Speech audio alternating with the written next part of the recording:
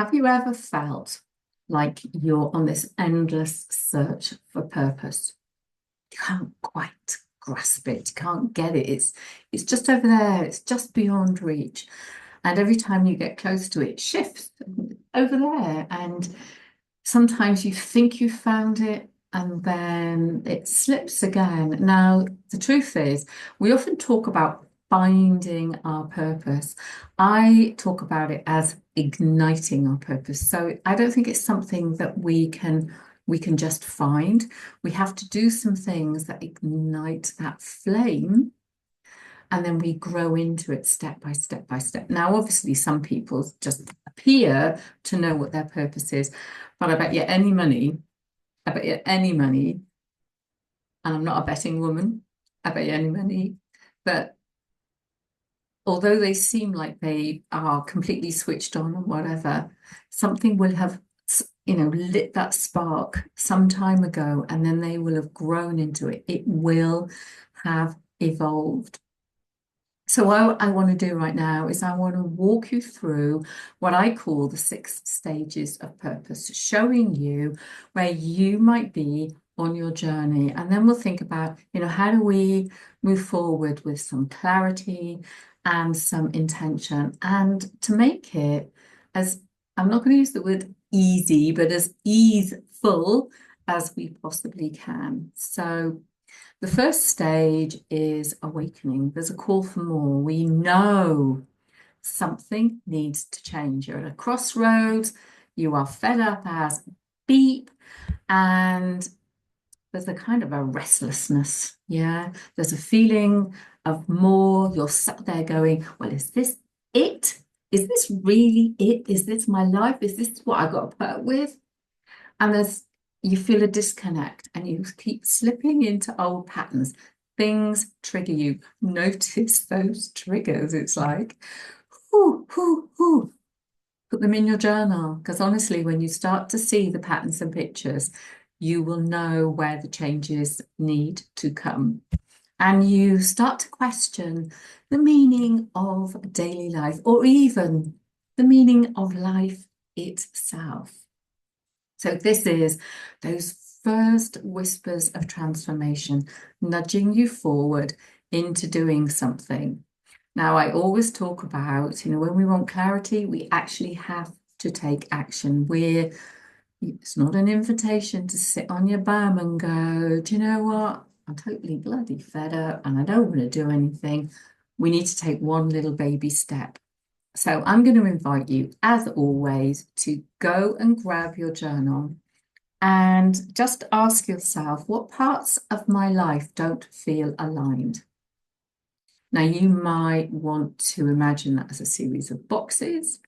So there's this box of this stuff I don't like, and there's a box of this stuff, and I like so you can just imagine the aligned boxes realigning kind of magically as you move the crappy boxes out of the way. And think about what you're craving for. Sometimes I don't eat much sweet stuff, but every once in a while I think, I wouldn't mind a bar of chocolate or something like that. So pay attention to the things that you seem to be craving for. What is that telling you? Now you need to just sit quietly with that. What is the last thing you were craving for? Perhaps it might be more inner peace. Maybe it's a bit more excitement. What is it? So what parts of your life no longer feel aligned, and what are you craving more of? Stage 2 is what I call the seeking. We're exploring. We start to actively search. We'll buy books. I mean, endless books. Go and look on your bookshelf. Look at how many books you've got of the same title. Courses, spirituality, personal growth, anything that you think is going to help you uncover your purpose. You're going to go and explore. You're going to read stuff. If you're anything like me, you'll read stuff and you'll scribble in your journal. And it's all about, we're looking for answers. So we're exploring different kinds of possibilities. And you might jump from one thing to another. Oh, I'll try a bit of this, I'll try. Now, none of that is wasted. So you might feel, well, I've read that book and I've done that process and nothing happened.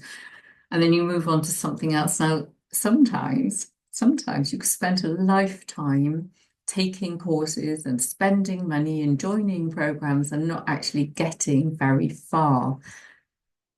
But here's the thing is, if you're doing that and you're recognizing that you've done it, then that's great. You know, it's time to stop. It's time to come back into yourself.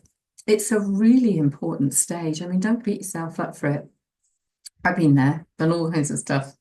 And it's exploration. You're not committing to anything, you're just exploring. Just don't explore for the next 20 years. Yeah. So and enjoy the exploration. Try new things. So instead of looking for the answer, start following things that spark your curiosity. This is about being playful, coming back into your inner child and having a little play with things. So pay attention to what excites you, even if it's small. So come into your journal and say, what am I naturally drawn to? What do I love to research or learn or talk about? What am I naturally drawn to? There's little sparks. We're having that little, we're seeking, we're looking, we're exploring. Now we're experimenting. And for me, this is where creating a passion project is absolutely perfect. So we're going to move from the thinking and we're going to move into some doing. So instead of endlessly searching, we're going to start to actually experiment. Notice the sparks, notice the things that start to excite you. And what is lovely about a passion project is it's low pressure. This is not about finding the deeper meaning and purpose of life. You'll be here for quite a while. It's like answering the question, is the earth round or flat? You know, there's so many things we don't know. But the lovely thing about a passion project is you have nothing to prove. What you're doing is you're exploring those little sparks of things that light you up. It's not your forever purpose. This is giving us permission to start. Go and do a baby project.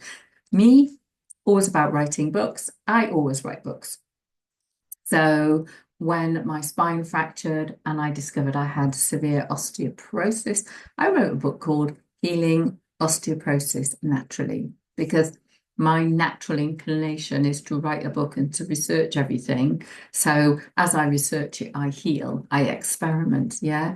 When I was healing some very traumatic things from my childhood, I wrote a book called Dancing with Dark Angels, and that helped me to process that trauma. So a book I've been working on more recently is about the heart chakra and about purpose and evolution. So it's taking work that I started a very long time ago and now building on that again. I'm ready. And that's my current passion project. So my journal prompt for you is what is one small thing that I can start doing today that's just fun without worrying about the outcome, that is going to take me out of a space of just nothingness into starting again. Stage 4 of purpose is that embodiment. You're aligning with your purpose. And this is where you begin to live in alignment with what excites you. Now, your passion project hopefully will evolve into something deeper and become more of an integral part of your life. You feel a growing sense of confidence in who you are and how you want to show up in the world. You're no longer questioning purpose. You're going, this is me. This is me. I'm living it.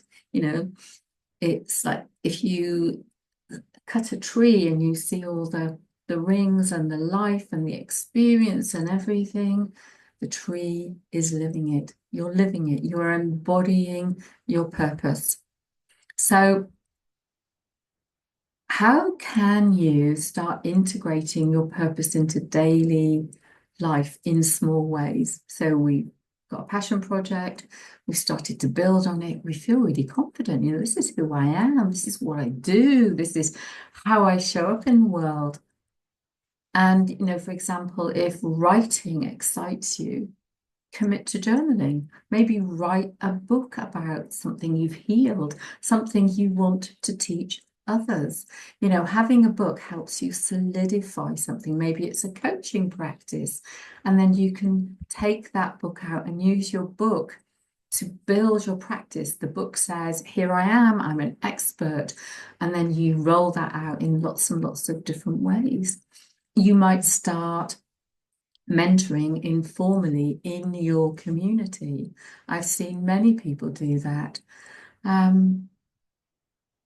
So I have a journal prompt for you. How can I bring more of what excites me into my daily routine? I write every day, whether it's a blog, something for a book. I'm always, and I journal. I journal every single night, and I journal in the morning, and writing is my thing. I'm a writer. I embody writing. And then stage 5, we call this the calling, recognizing the bigger picture. So purpose isn't just about you now, it's about how you impact others. So I talked about a book as a passion project.